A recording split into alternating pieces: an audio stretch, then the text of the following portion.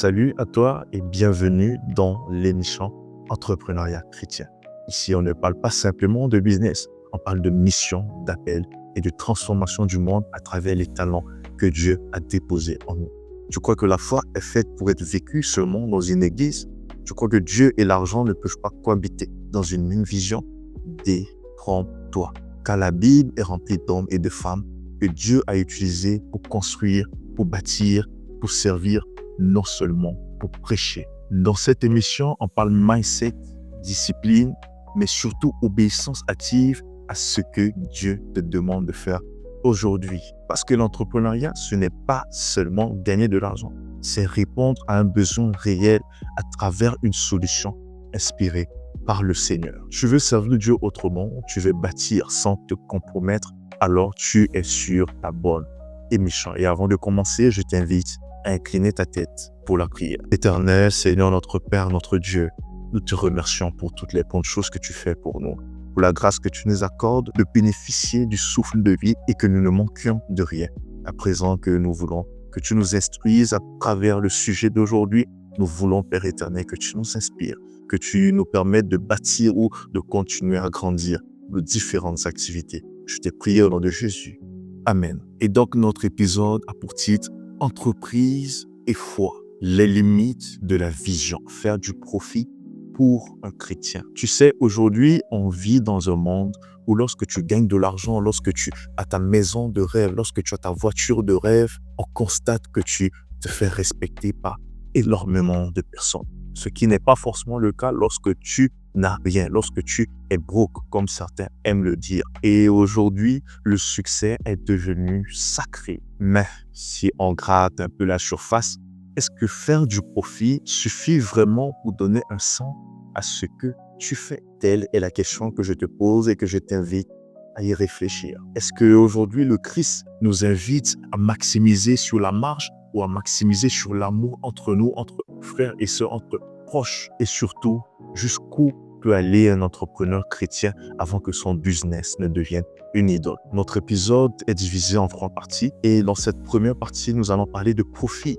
un outil, pas une destination. D'abord, remettons les choses au clair. Gagner de l'argent n'a jamais été un péché. Ce que tu dois comprendre, même avec l'exemple des talents, c'est que Dieu aujourd'hui nous invite à en gagner et à en gagner suffisamment parce que c'est lui, notre Père, qui détient toutes ses richesses. Et le réel problème aujourd'hui, c'est que si le profit, si l'argent devient un objectif et non un moyen pour te permettre d'atteindre tes différents objectifs, alors c'est là le vrai problème. Et je vais être sincère avec toi, si aujourd'hui l'argent commence à te définir, si tu obtiens des résultats et que derrière tu penses que c'est parce que tu es avec Dieu que tu as obtenu ces résultats, alors là c'est un réel problème. Sache qu'aujourd'hui, si l'argent commence à te définir, lorsque tu prends des décisions, ces décisions ne sont plus actées par la foi, mais plutôt par des marges.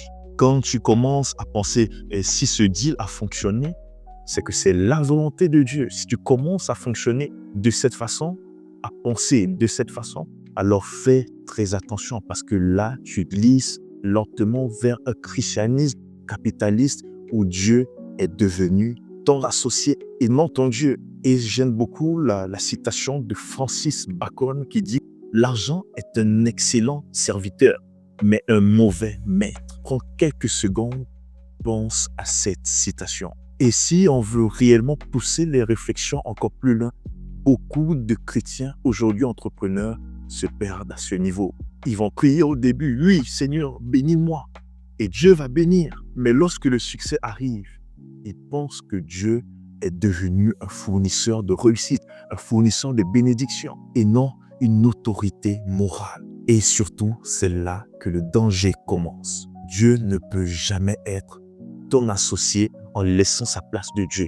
Il faut reconnaître dans ta vie qu'il est au-dessus de toute chose, que c'est lui qui te dirige, que si aujourd'hui tu arrives à te lancer dans ton activité, c'est lui qui le veut et c'est lui qui t'oriente vers un objectif donné.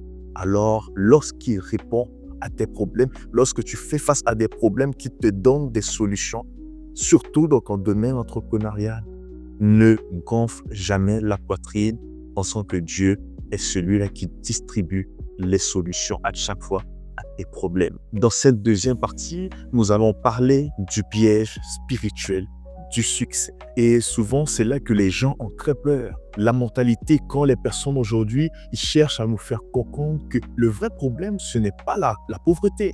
Mais le vrai problème, c'est la prospérité. Plus tu prospères dans tes entreprises, dans ton activité, plus tu t'éloignes de Dieu. Et ça a été un sujet de débat à l'église qu'on a eu. Et beaucoup de personnes n'ont jamais compris réellement le problème derrière. Et le vrai problème, ce n'est pas la pauvreté, mais c'est la prospérité. Et j'aime beaucoup ce qu'Ellen White dit, je vais paraphraser rapidement, et dit que le danger le plus subtil du monde aujourd'hui, c'est le succès sans dépendance à Dieu. Et ça, c'est une phrase très importante qu'elle a soulignée, parce qu'aujourd'hui, beaucoup de personnes pensent que lorsque je réussis, j'ai le contrôle sur tout. Je contrôle ma vie, je contrôle mon activité, je contrôle mes sorties, je contrôle effectivement tout dans ce que je fais. Et tu te mets à croire que ton intelligence, ta mentalité, ton travail, ta stratégie t'ont mené à ce niveau-là.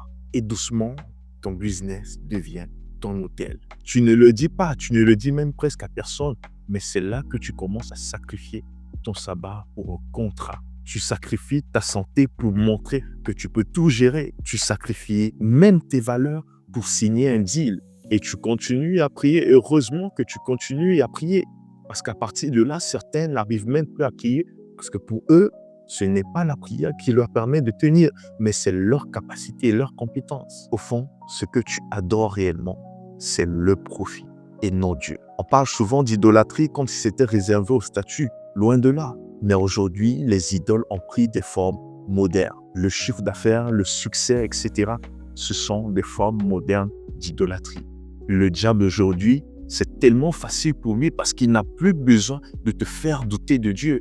Il te fait simplement croire que tu peux avoir Dieu et maman dans une même stratégie. Et le troisième point, revenir à la théologie du service. Alors, je te pose la question, c'est quoi la vision spirituelle ou la vision biblique du business? Le travail dans la Bible n'est pas une malédiction. Adam travaillait même avant la chute.